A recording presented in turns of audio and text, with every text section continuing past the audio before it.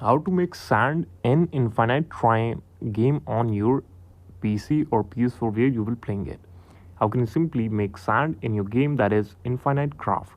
For this, I have already some original steps for you with a website called sportsgear.com. So here we will find the steps, the genuine step by which you can do it. That is, to create a sand, what we have to do is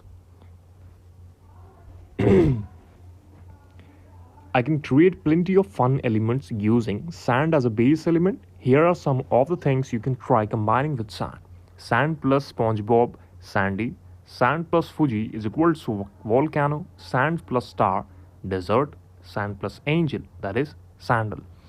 So these are the things you can simply do it. Creating sand in Infinite Craft is a straightforward process. You can easily craft the item by combining two dust elements together. However, if you're just starting out in the game and you don't have pre-made elements, we will guide you through the process of creating sand from the scratch. Combine earth plus wind to make dust. Put dust plus dust to make sand. That is the video. That is quite simple for you to do. Thank you so much for watching this. Please subscribe our channel for watching more technical videos and updates like this.